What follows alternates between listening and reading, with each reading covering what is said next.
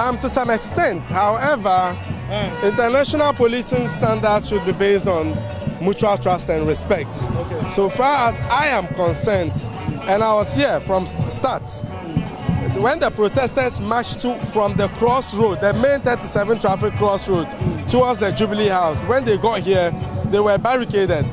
So, and I was there when they agreed, the protesters agreed with the police on a different route. In fact, it's the police that proposed a different route. So the protesters complied. On their way back towards the 37 main traffic. Another barricade was being mounted, you know, and that is what incensed the protesters, because they felt that the police was disingenuous on this occasion. And yeah, so I think that is what created a bit of an agitation. I mean, it's an unfortunate situation, but so far as I'm concerned with the current happenings, I think it's peaceful, and I'm hoping that we wouldn't have any violent situation characterizing the protests. But we see these water cannons, police officers running around them. Surely, if things escalate, the two of them will be discharged. What do you make? As a security analyst, what would you advise? Remember that we are about 200 meters away from the seat of government. The Jubilee House is just 200 meters away. And the police have a task to do everything possible to keep these angry protesters at bay. What would you advise if things escalate? Why does it have to be so? That building belongs to you and I. It belongs to all of us. We put it up. Okay? If the necessary security protocols are done, I don't think it should pose any security issue to have protesters go to, you know, present their petition.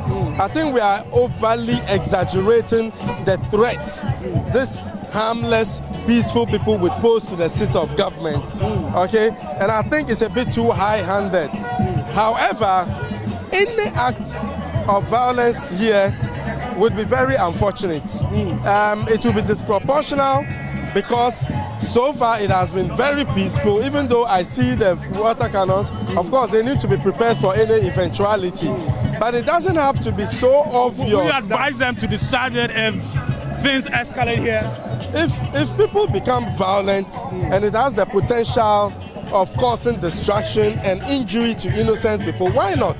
Because they have a mandate to protect. Okay, so I wouldn't have any. Speaking to you, I'm keeping an eye on that, because but I mean, you don't have to, because it's quite peaceful. I don't see any violence. I mean, I'm saying that because water cannons, I don't think water cannons know journalists.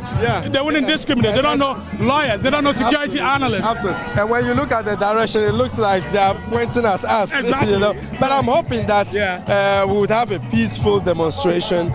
It will be violence-free, because the people reserve the right to demonstrate peacefully. It is unfortunate what happened on the first day, because when people are hungry and they don't have the opportunity to vent out their frustration, it becomes a dangerous feature. And we don't want any dictatorial tendency, because they have the destabilizing effects. That is why you have to let the people protest peacefully and vent out their frustration. And mind you, for a lot of Ghanaians, when day breaks, what matters to them most is how to afford one meal. According to the World Bank, last year close to 1 million Ghanaians became poor. According to the Ghana Statistical Service, a bulk of the youth between 15 and 34 are without jobs, they are without education, they are without skills. So all of these human insecurities is a serious security threat to the state. And I'm particularly disappointed that despite what is going on, international media has covered it, it's been on your network from day one, the president has not seen the need to even talk about it. That obviously is an indication of his non-interest. You want the president to say something? He is the father of the nation. Even something that affects a 2-year-old child, that becomes a national issue, I would expect the president to... Don't you think all these issues have been addressed already? There's a talk about high-level corruption. The president said he's been labeled a clearing agent, but that is not the case, because all the times that issues of corruption have come before him, independent state agencies have investigated these issues and have collect officials involved. He talked about pending cases against government officials who are alleged to have engaged in corrupt acts. It's just sheer politics, okay? the Office of the Special Prosecutor has not been able to successfully prosecute a fly. Not a fly has been prosecuted. Okay, so they keep talking about these things, but we see them not doing much to really fight corruption in the country. And that, I must say, is a problem. See the case of Cecilia Dapa, see the case of the PPA boss. So the system is designed such that the corrupt is protected.